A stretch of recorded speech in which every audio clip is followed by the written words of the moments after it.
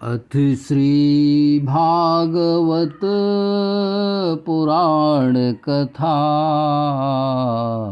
अध्याय 4। श्रीमद् भागवत महापुराण को कितने लोगों ने सबसे पहले सुना, मतलब सबसे पहले, फिर दूसरी बार, फिर तीसरी बार। वहाँ का यह प्रसंग है, वो आप लोग ध्यान से सुनिए और विचार करिए जरा कि सबसे पहले किसने सुनाया श्रीमद् भागवत महापुराण, किसको सुनाया। तो सबसे पहले भगवान वेदव्यास जी ने अपने पुत्र शुकदेव जी को सुनाया। दूसरी बार कब श्रीमद् भागवत हुई?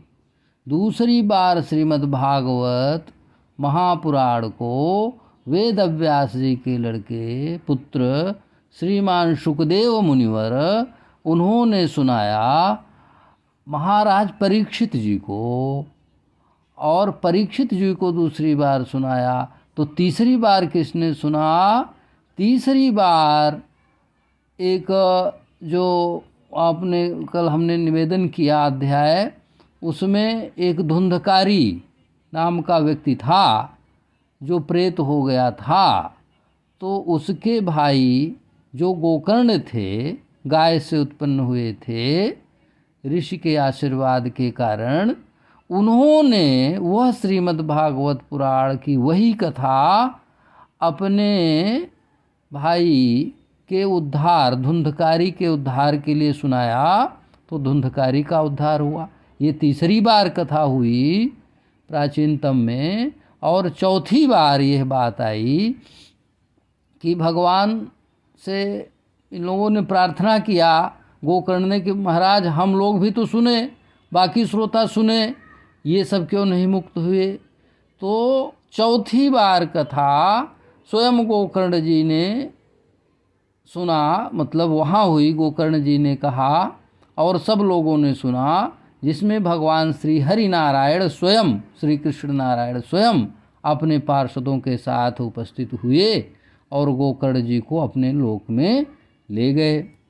अब यहाँ पर यह प्रसंग है श्रीमद् भागवत के स्कंध 1 के अध्याय 4 में कि सूत जी एक ऋषि हैं, उनसे शौनक आदि मुनि जो प्राचार्य हैं और वयोवृद्ध और ज्ञान वृद्ध हैं, उन्होंने प्रश्न किया, यही जो मैं आपको बताया अभी, उसी प्रश्न का विस्तार से उत्तर यहाँ पे कई अध्यायों में दिया जाएगा और प्रसंग भी चलेगा।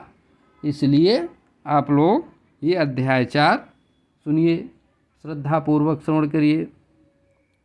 व्यासुवाच इति ब्रुवाणं संस्तुत्या इति ब्रुवाणं संस्तूया मुनीनां दीर्घसत्रिणां वृद्धाकुलपतिं सूतं वहवृचः शौनको अब्रवीत।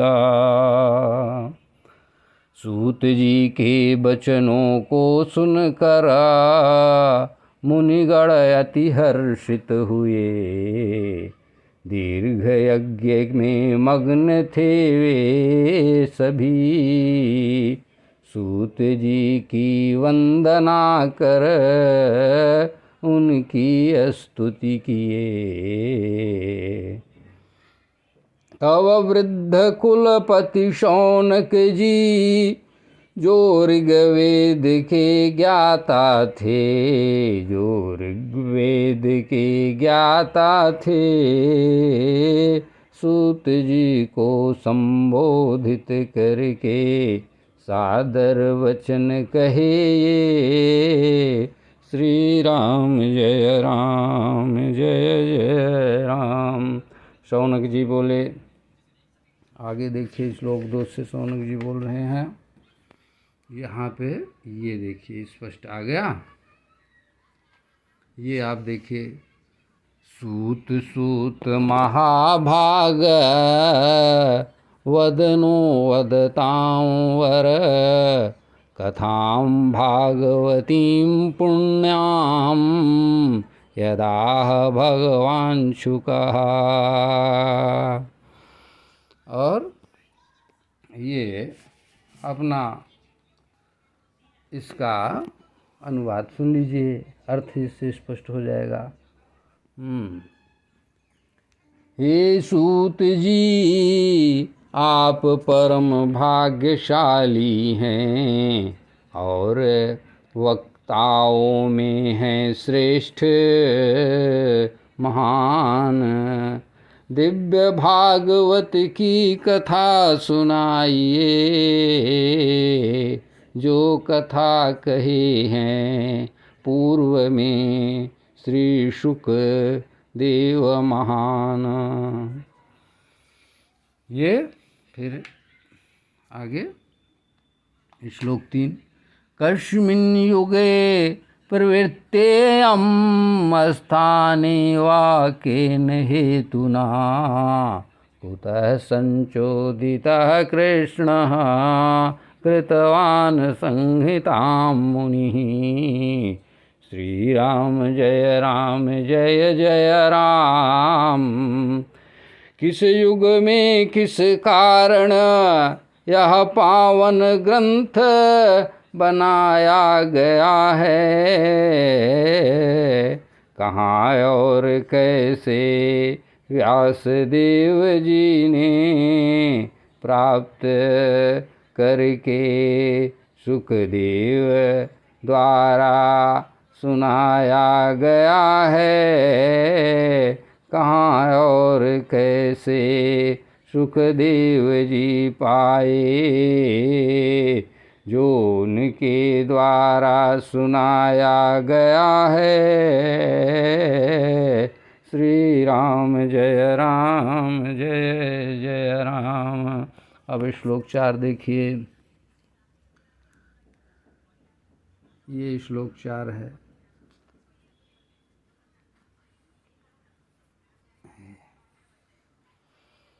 एतस्य पुत्रो महायोगी निर्विकल्पकः एकान्तमतिरुन्निद्रो गूढ़ो मूढ़ इवेयते। श्री राम जय जय राम। श्री व्यासदेव के पुत्र महायोगी शुकदेव जी हैं।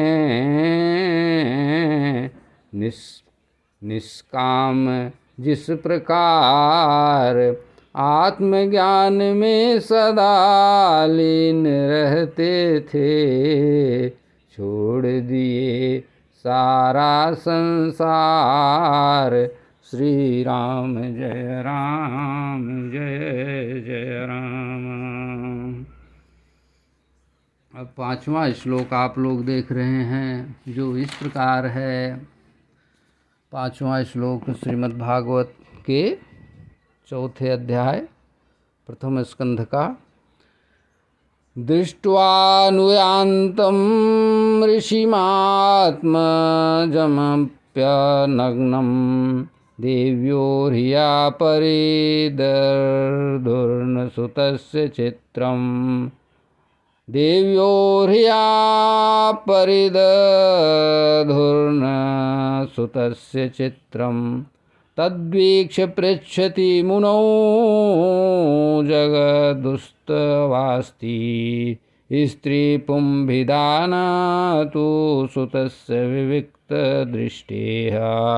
अर्थात जब शुकदेव बालक नग्न शरीर गृह त्याग करके जा रहे थे, पृथ्वी पर आते ही व्यास जी उन्हें वापस लाने के लिए पीछे पड़े थे। तब रास्ते में तरुणियाँ व्यास जी से लज्जित थीं।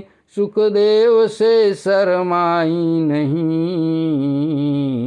श्री राम जय जय राम, श्री राम जय जय राम। श्लोक 6 देखिए। श्लोक 6 इस प्रकार है। कथमालक्षितः पौरेह संप्राप्तः कुरुजांगलान्, उन्मत्तमूक जड़वद्विचरन् गजसाहवे। श्री राम जय जय राम। अर्थात पागलों का सावेश धरे जब सुखदेव जी पहुँचे कुरु जंगल विशेष, हस्तिनापुर के नर नारियां पहचान न पाए उनको लेश। श्री राम जय जय राम। 7वां देखिए। कथम वा पांडवेयस्या राजर्षे मुनिना सह, राजर्षेः मुनिना सह संवाद संभूतात, तत्रैषा शाश्वती श्रुतिः। अर्थात कैसे सुखदेव जी का राजा परीक्षित जी से मिलन हुआ, और कैसे हुआ संवाद जिससे उत्पन्न हुई यह सात्वत श्रुति, जिससे मिट जाता है जगत का विषाद। श्री राम जय जय राम। 8वां श्लोक देख लीजिए पहले। सा गोदोहन मात्रम ये गृहेषु गृहमेधिनाम्, अवेक्षते महाभागस्तर्तीर्थे कुर्वंस्तथाश्रमो। अर्थात जनश्रुति है श्री सुखदेव जी गृहस्थों के द्वारों पर रुकते थे, कुछ ही पल मात्र एक गाय दुहने में जितना समय लगता है, अधिकतम उतनी देर ही बनते थे वे आतिथ्य के पात्र। श्री राम जय जय राम। 9वां है। अभिमन्यु सुतं सुता प्राहुर्भागवतोत्तमं, तस्य जन्म महाश्चर्यं कर्माणि च गृणीनिनः। अर्थात तीर्थ बनाते घर घर जनगण, सर्वत्र अलख जगाते थे। सुखदेव जी महाराज के बारे में हो रही बात। भक्तों के चित्तों को शुद्ध करने के लिए श्री हरि की पावन कथा सुनाते थे। श्री राम जय जय राम। अपना तो कुछ व्याख्या नहीं करना है, लेकिन निवेदन कर रहा हूँ केवल मूल पाठ का। बस इतना तो कह ही दूँ कि भारतवर्ष ऐसे सर्वश्रेष्ठ ज्ञानियों का निवास स्थान नहीं है। एक बच्चा पैदा हुआ, वो भी सन्यासी ऋषि और त्यागी महात्मा बन के चल पड़ा। वाह। 9वां देखिए फिलहाल। 9वां का अर्थ बताना था। अभिमन्यु सुत परीक्षित जी के पावन जन्म की कथा सुनाइए। उन अद्भुत कर्मा परीक्षित जी का जीवन वृत्तांत बताइए। श्री राम जय जय राम, श्री राम जय जय राम। 10वां है सम्राट कस्य वा हेतुः पाण्डूनां मानवर्धनः प्रायोपविष्टो गंगायां अनादृत्याधिराट श्रियम्। अर्थात जब राजा परीक्षित जी ने राजपाट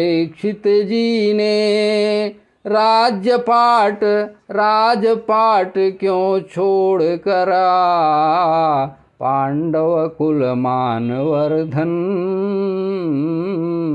मृत्यु को सम्मुख पाकर क्यों गंगा तट पर किए अनशन। श्री राम जय जय राम, श्री राम जय जय राम। 11वां श्लोक। नमन्ति यत्पादनिकेतमात्मनः शिवाय हानीय धनानि शत्रवः कथं सवीरः श्रियमङ्गदुस्त्यजां युवैषतोस्त्रष्टुमहो सहासुभिः। अर्थात आखिर उस वीरवर ने क्यों त्याग दिया श्री वैभव आदि साम्राज्य, जिसे त्याग पाना बहुत ही कठिन है, कैसे छोड़ पाए वह राज्य। श्री राम जय जय राम। 12वां श्लोक देखिए। 12वां श्लोक इस प्रकार है। शिवाय लोकस्य भवाय भूतये य उत्तम श्लोक परायणाः जनाः जीवन्ति नात्मार्थमसो पराश्रयं मुमोच निर्विद्य कुतः कलेवरम्।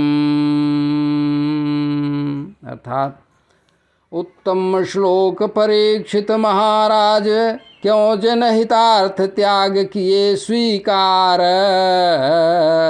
जो देह गेह का स्वार्थ त्याग कर सज्जनों का करते उद्धार। मतलब उनके माध्यम से ये कथा प्रचारित हुई।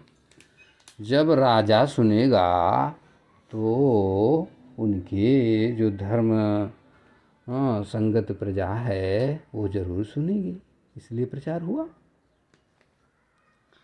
अब देखिए श्लोक आगे का श्लोक यहाँ है। तत्सर्वं न समाचक्ष्वा पृष्टो यदि किंचन मन्ये त्वां विषये वाचाम् अस्नातमन्यत्र छान्दसात्। 13 नंबर का अर्थ। आप श्री वेद शास्त्र के पारखी और अनुभवशील विद्वान हैं। हमने जो पूछा है वह कहिए, कृपया कीजिए कृपा दृष्टि का दान। आप श्री वेद शास्त्र के पारखी और अनुभवशील विद्वान।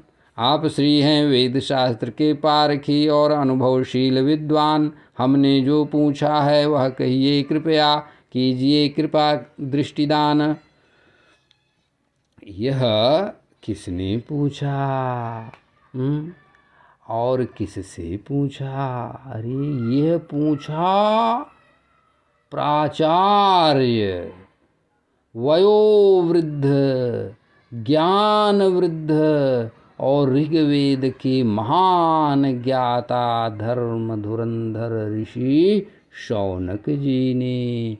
उनके साथ और हजारों ऋषि मुनि मौजूद थे।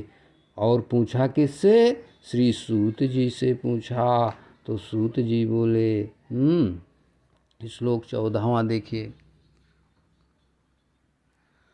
सूत जी कहते हैं, द्वापरे समानुप्राप्ते तृतीये युग पर्यये जातः पराशराद् योगी वासव्याम कलया हरिः। द्वापर के उस संधि पर हुआ श्री हरि का अंशावतार। पराशर सुत व्यास जी का जन्म हुआ, जो हैं सुख के आधार। श्री राम जय राम, जय जय राम। 15वां देखिए।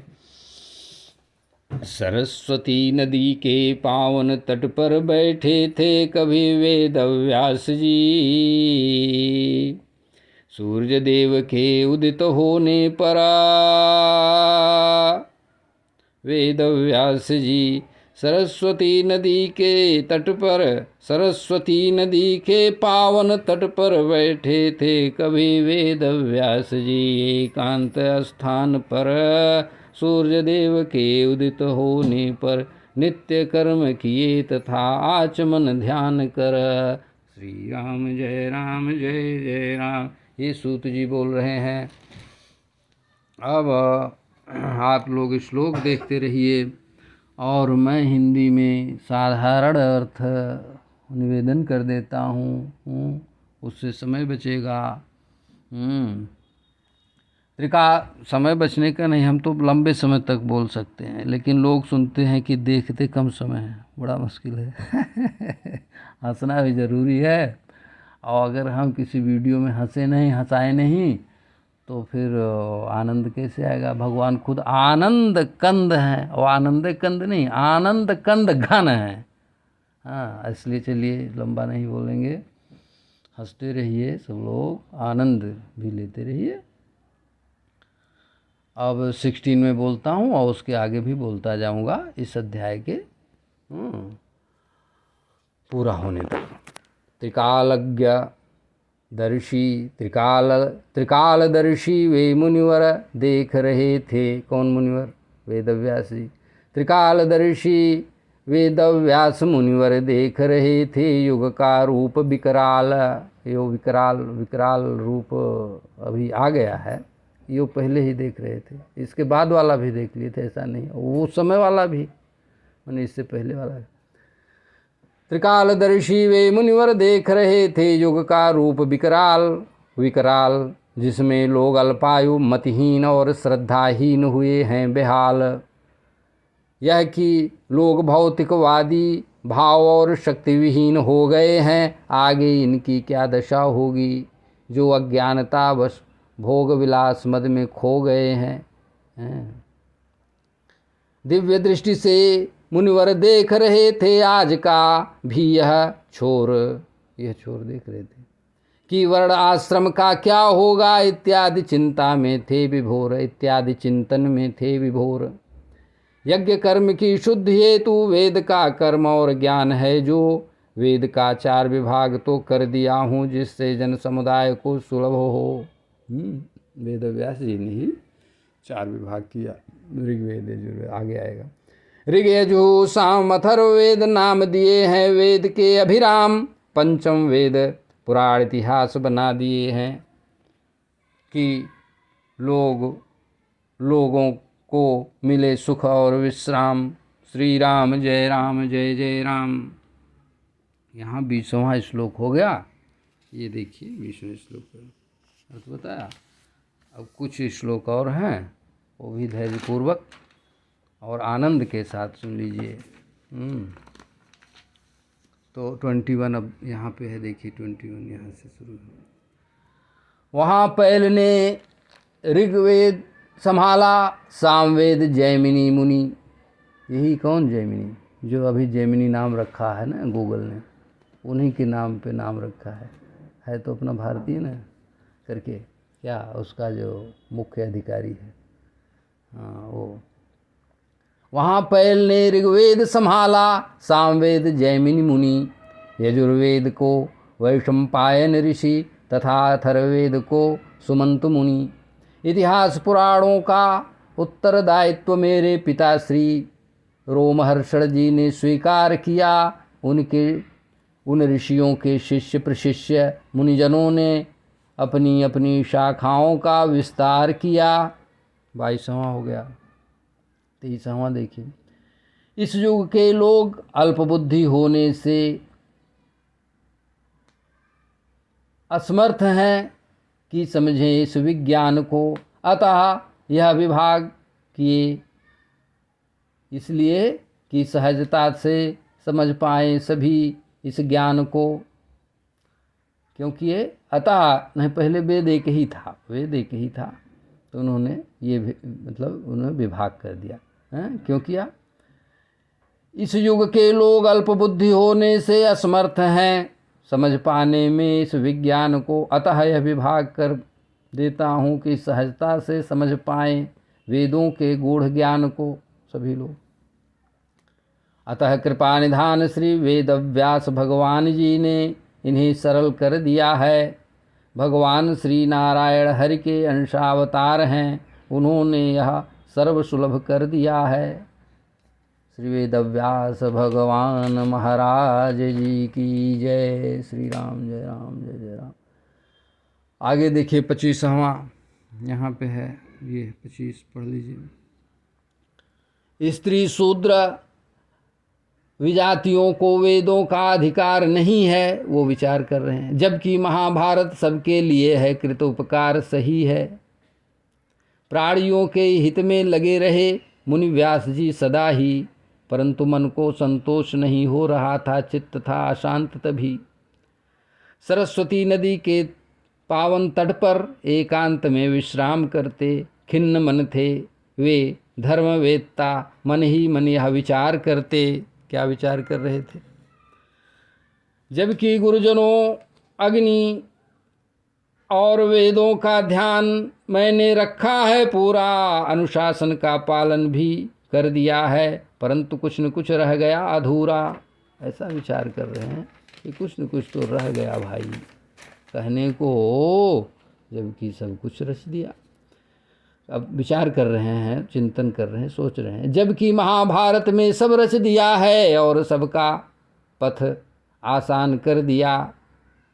स्त्री शूद्रों और सभी जनों को धर्म कर्म का ज्ञान प्रदान कर दिया। ब्रह्म तेज से पूर्ण हूँ फिर भी लगता है सूना सूना। ब्रह्म तेज से पूर्ण हूँ फिर भी लगता है सूना सूना लगता है। कुछ न कुछ तो शेष बच रहा है जिसको पूरा करना है। शायद उन भागवत धर्मों का वर्णन करना छूट रहा। श्री कृष्ण हरि की मधुर कथाओं का सुखमय सुख मन मेरा क्यों न लूट रहा। इस प्रकार जब श्री वेद व्यास जी खिन्न थे अन्मयस्क उदास, तब परम प्रवीण नारद मुनि जी आए आश्रम में उनके पास। वो हर जगह पहुंच जाते हैं नारद मुनि हैं, अच्छा करते हैं, सबके ऊपर कृपा कराए बनाए रखते हैं। आहा धन्य है नारद। श्रीमन नारद भगवान महाराज जी की जय हो। श्री वेद व्यास भगवान ने नारद मुनि का विधि विधान से अर्घ्य आदि समर्पित कर पूजन सत्कार किया और बहुत आदर के साथ उत्साहित होकर उन्हें सुंदर आसन पर विराजमान किया। श्री राम जय जय राम, श्री राम जय जय राम। श्री कृष्ण समर्पणमस्तु।